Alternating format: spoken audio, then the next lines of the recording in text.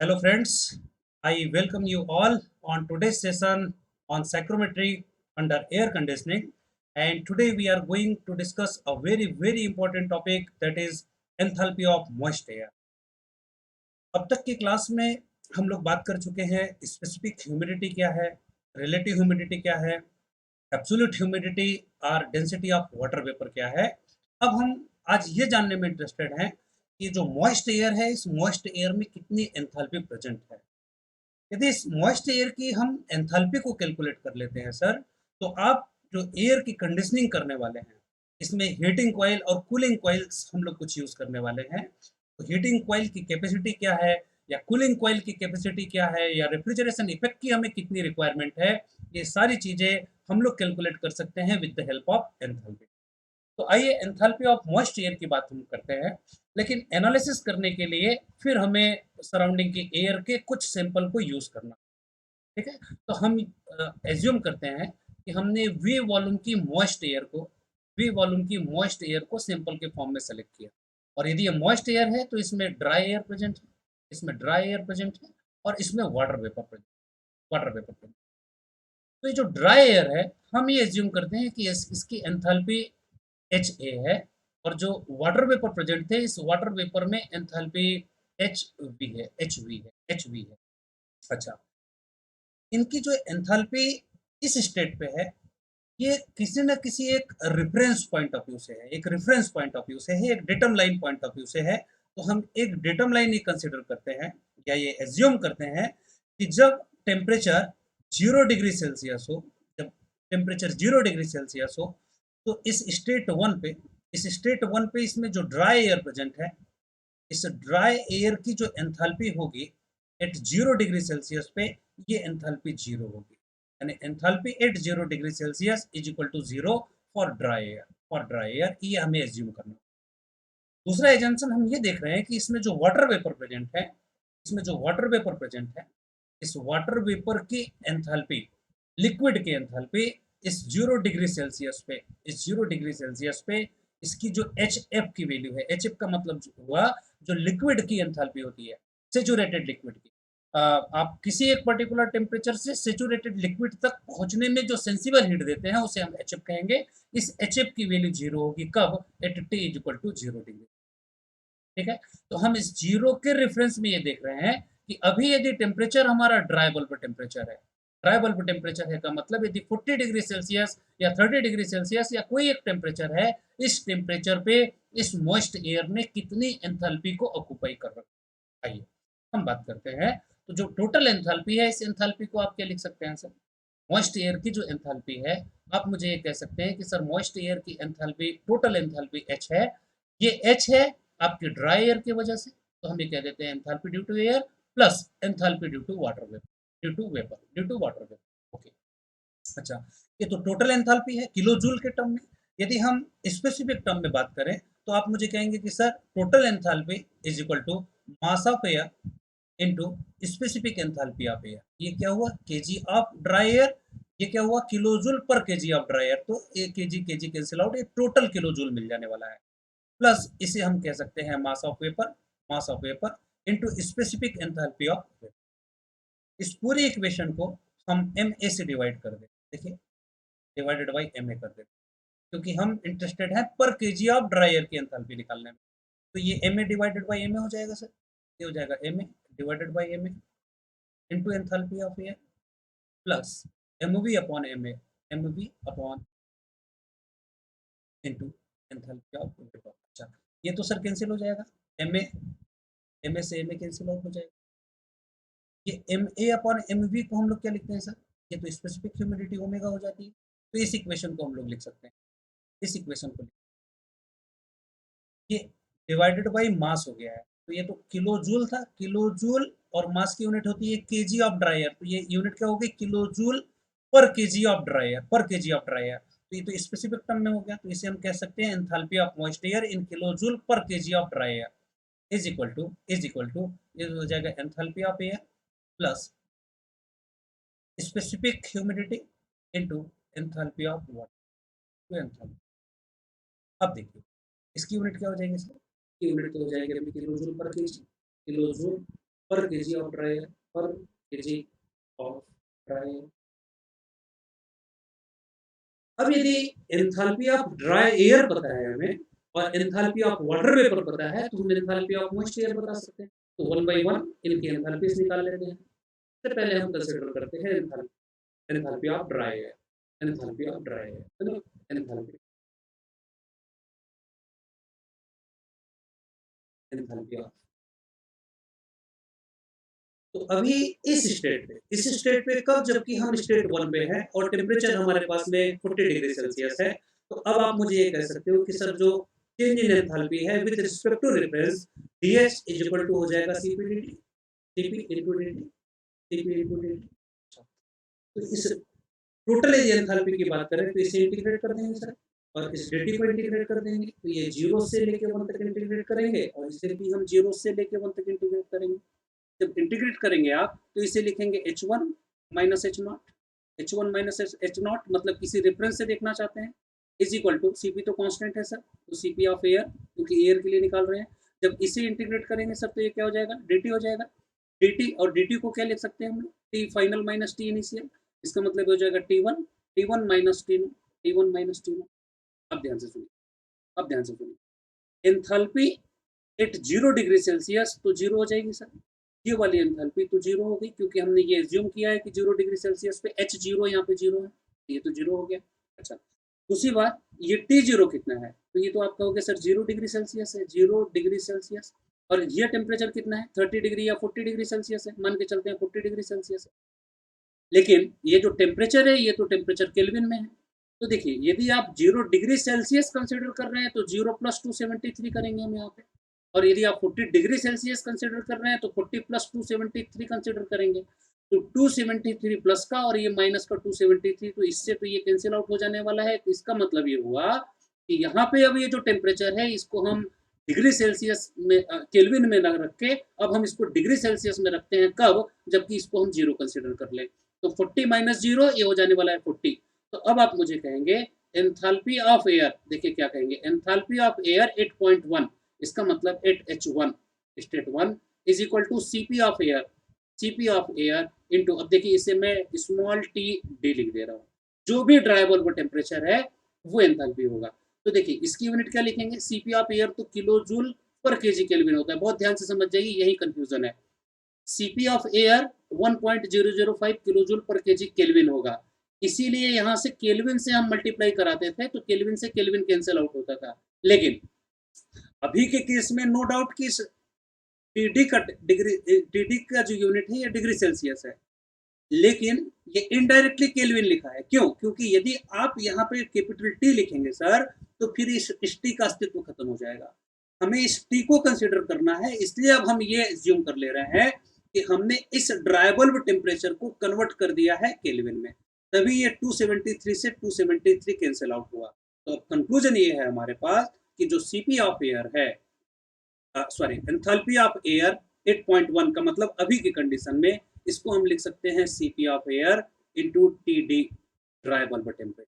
लेकिन इसकी यूनिट क्या होगी, इसकी यूनिट होने वाली है kilo joule, kilo joule per KG of dry air, पर केजी ऑफ ड्राई एयर।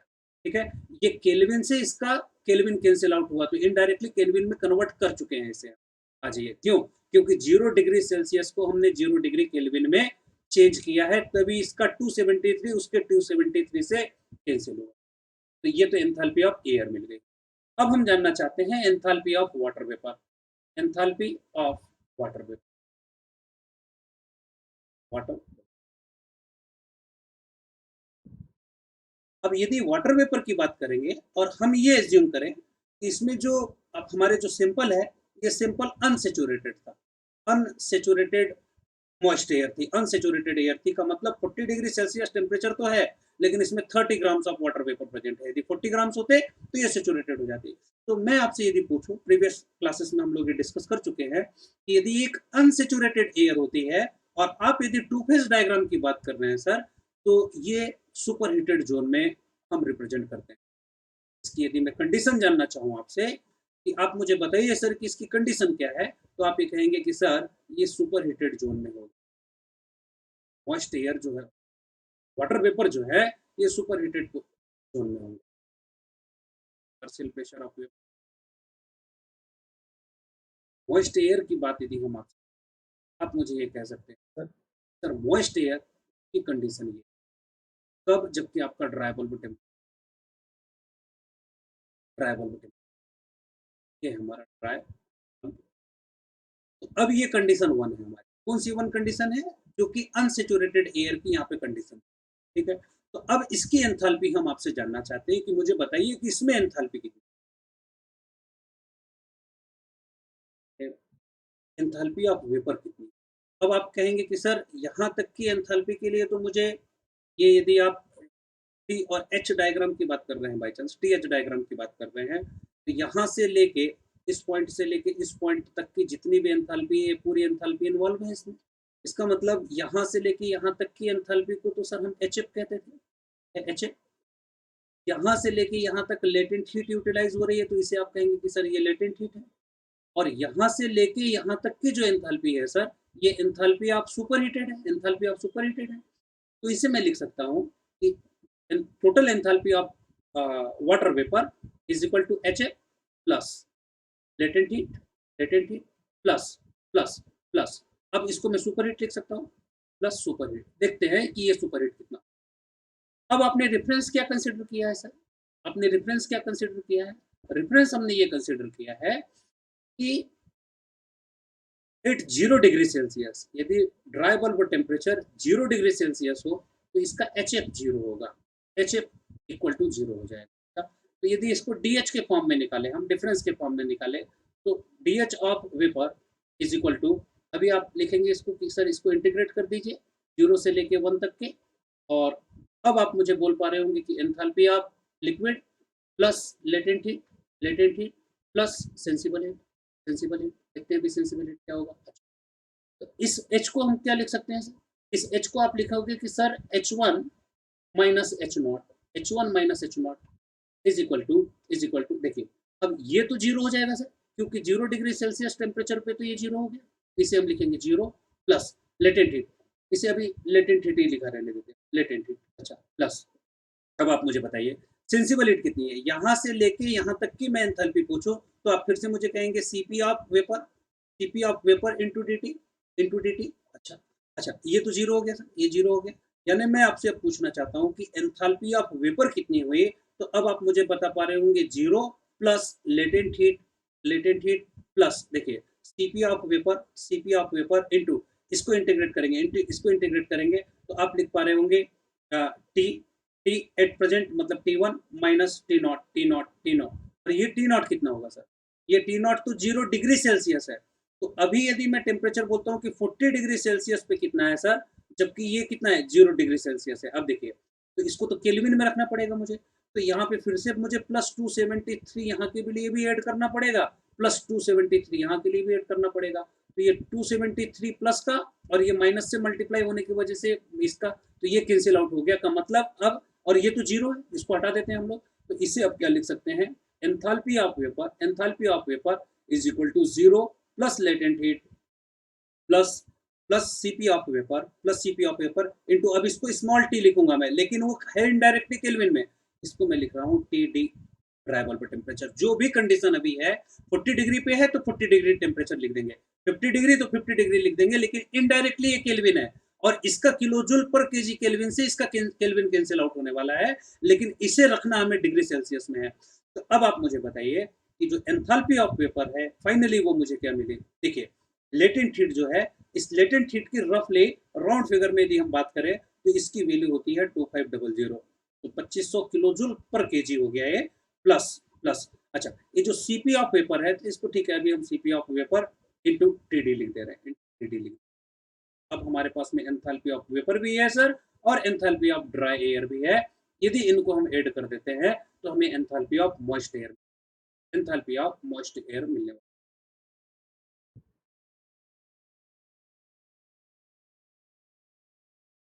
तो अब आप मुझे ये कह सकते हैं जो एंथैल्पी ऑफ मॉइस्ट एयर थी is equal to enthalpy of air plus omega times enthalpy of vapour. और जो एंथैल्पी ऑफ एयर है हमारे पास, ये है CP T dry bulb temperature. ये क्या हो जाएगा सर, किलोजूल पर केजी ऑफ ड्राई एयर, पर KG of dry air, dry air. अच्छा, अब एंथैल्पी ऑफ वेपर भी है हमारे पास। एंथैल्पी ऑफ वेपर हमने निकाला था, लेटेंट हीट एचएफ तो जीरो हो गया, लेटेंट हीट को हम लिख रहे हैं 2500, तो ये है kilo joule per KG kelvin plus plus CP of vapour, CP of vapour into into TD. तो देखिए ये है kilo joule per KG of vapour और ये भी है kilo joule per KG of vapour. तो इसकी यूनिट क्या होने वाली है, kilo joule per KG of water vapour. देखिए ये वाटर वेपर के टर्म में होगा, ठीक है। अच्छा, अब हम एंथैल्पी ऑफ मॉइस्ट एयर की बात करेंगे, तो पहली इक्वेशन में वैल्यू रख देते हैं। Enthalpy of moist air is equal to, ये क्या हो जाएगा सर, ये हो जाएगा CP into D T, dry bulb temperature, plus omega time into 2500 plus CP of vapour into T D. अब देखिए इसकी यूनिट क्या थी, इसकी यूनिट है sir kilo joule per KG of water vapour, और इसकी यूनिट क्या है सर, इसकी यूनिट क्या है, इसकी यूनिट है sir KG of water vapour, KG of water vapour divided by KG of dry air. तो देखिए इसकी यूनिट से तो ये कैंसिल आउट हो गया और फाइनली रिजल्ट क्या मिला, kilo joule per KG of dry air. इसका मतलब ये टर्म भी किलो, हाँ एक मिनट, ये टर्म भी आपको kilo joule per KG of dry air represent कर रहा है, ये टर्म भी आपको kilo joule per KG of dry air represent कर रहा है। तो जो total enthalpy of moist air होगी H is equal to CP into T plus omega into 2500 plus CP of vapour into T, और इसकी यूनिट होने वाली है kilo joule per KG of dry, per KG of. और in general ये जो CP की यदि वैल्यू गिवन है तो वेल एंड गुड, और नहीं गिवन है तो हम जानते हैं ये 1.005 kilo joule per KG kelvin होता है, kilo joule per KG kelvin होने वाला है। और हम जानते हैं कि सीपी ऑफ वेपर ये 1.88 होता है, लेकिन इसको 1.88 भी रख सकते हैं आप, और 1 पॉइंट यदि राउंड फिगर करते हैं तो 1.9 kilo joule per KG of dry air होता है। तो अब फाइनल रिजल्ट क्या है हमारे पास, फाइनल एंथैल्पी की अब आप मुझसे बात करेंगे तो हम एंथैल्पी को लिख सकते हैं, enthalpy of moist air is equal to CP of air into T D plus omega into 2500, या इसे मैं लेटेंट हीट भी लिख सकता हूँ, 2500 प्लस सीपी ऑफ वेपर ये है kilo joule per KG of dry air, या आप लिख सकते हैं इसे enthalpy of moist air is equal to 1.005 kilo joule per KG kelvin into T. ये केल्विन है, लिखेंगे आप डिग्री सेल्सियस में, लेकिन है ये केल्विन, तो केल्विन से kelvin cancel out, kilo joule per KG dry air plus omega times 2500 plus 1.9 into T. ये क्या हो जाएगा सर, ये भी हो जाएगा किलो जूल पर केजी ये है आपकी एंथैल्पी ऑफ मॉइस्ट एयर। आज की क्लास को हम आज यहीं एंड करते हैं। अगली क्लास में हम ये देखेंगे कि स्पेसिफिक ह्यूमिडिटी, रिलेटिव ह्यूमिडिटी, आपके एब्सोल्यूट ह्यूमिडिटी या density of moist air, enthalpy, और जितने भी रिलेशंस हम लोग निकाल चुके हैं इन पे बेस्ड न्यूमेरिकल प्रॉब्लम्स क्या हो सकती है, और फिर हम बात करेंगे आपसे साइक्लोमेट्रिक चार्ट। यदि आपको ये लेक्चर इफेक्टिव लगा हो तो सर प्लीज़ इसे लाइक कीजिए, कमेंट कीजिए आप, और अपने फ्रेंड्स के साथ इस लेक्चर को जरूर शेयर कीजिए। हमारे चैनल को जरूर सब्सक्राइब कर लीजिए। अब तक आप लोगों ने पेशेंस से हमारे इस लेक्चर को देखा, इसके लिए बहुत बहुत धन्यवाद। आप सब लोगों का दिन शुभ हो। Thank you.